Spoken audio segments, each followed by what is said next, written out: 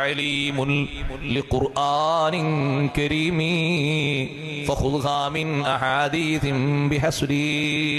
ഖുർആനോത്ത് പഠിപ്പിക്കുക, മക്കൾക്കൊക്കെ ഖുർആനോത്ത് പഠിപ്പിക്കുക. നന്നായി ഓതാൻ, മഖ്റജ് അനുസരിച്ച് ഓതാനുള്ള ഓത്ത് പഠിപ്പിക്കും. അത് ചെറിയവർക്കും വലിയവർക്കൊക്കെ പഠിപ്പിക്കാം.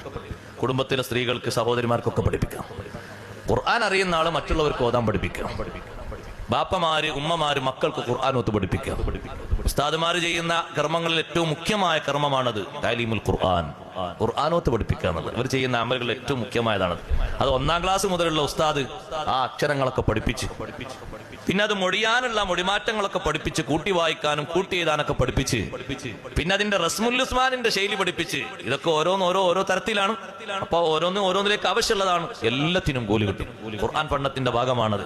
അതിനോടൊപ്പം ഉപ്പമാരൊക്കെ മക്കളെ ഖുർആനോത്ത്, ഉമ്മമാരൊക്കെ ഇരുന്ന് കേൾക്കണം. തെറ്റില്ലാതെ അവർ ഓതാൻ പഠിപ്പിച്ചടിച്ചിട്ടുണ്ടോ ഇല്ലേ എന്ന് ഖലീഫ ഉമർ ബിൻ അബ്ദുൽ അസീസ് റളിയല്ലാഹു അൻഹു കേട്ടിരുന്നത് പോലെ എല്ലാ വെള്ളിയാഴ്ചയും മഹാനവറുകൾ പ്രത്യേക സമയം നീക്കി വെച്ചിരുന്നു മക്കളെ ഓത്ത് കേൾക്കാൻ.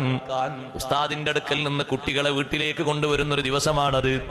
മുഅല്ലിമിനോട് പറയും, വെള്ളിയാഴ്ച കുട്ടികളെ ഒന്ന് ഇങ്ങോട്ട് പറഞ്ഞേക്കണം, അവർ ഓതി പഠിച്ചത് എനിക്കൊന്ന് കേൾക്കാനാണ്. ഉമർ ബിൻ അബ്ദുൽ അസീസ് റളിയല്ലാഹു അൻഹുവിന്റെ മുന്നിൽ മക്കൾ വരുമ്പോ മൂത്താള്, മുതിർന്ന ആള് ആദ്യം വരുന്നു, ഓതിക്കൊടുക്കുന്നു. പിന്നെ 2-ാമത്തെ ആള് വരുന്നു, ഓതിക്കൊടുക്കുന്നു. മഹാനവറുകൾ ഇരുന്നിട്ട് അവരെ ഓത്തൊക്കെ ശരിയായ നിലക്ക് വീക്ഷിക്കുന്നു, ശ്രദ്ധിക്കുന്നു, തെറ്റുകളും മറ്റൊക്കെ തിരുത്തി കൊടുക്കുന്നു. ആ ഒരു ശൈലി സ്വീകരിക്കണം. അതും താലീമിന്റെ ഭാഗമാണ്. സഹോദരങ്ങളെ, നമുക്കും ആ പഠിപ്പിച്ച കൂലി ലഭിക്കുമല്ലോ. ഉപ്പമാര്, ഉമ്മമാര് മക്കൾക്ക് ഖുർആനോത്ത് പഠിപ്പിക്കണം. കുട്ടികൾക്ക് ഖുർആനോത്ത് പഠിപ്പിച്ചെങ്കിലേ മക്കൾ സ്വാലിഹീങ്ങളായി കിട്ടൂ. മക്കൾ നന്നാകാൻ ഏറ്റവും പ്രധാനപ്പെട്ട കാരണമായി അഷ്റഫുൽ ഖൽഖ് റസൂലുള്ളാഹി സ്വല്ലല്ലാഹു അലൈഹി വസല്ലം നിങ്ങൾ പഠിപ്പിച്ചതാണ് ഖുർആനോത്ത് പഠിപ്പിക്കുക എന്നുള്ളത്. ഖുർആന് നന്നായി ഓതാൻ പഠിപ്പിക്കണം. അത് കുട്ടികളുടെ സ്വഭാവം നന്നാകാനും അവരെ അനുസരിക്കാനും നല്ലവരാകാനും കാരണമാണ്.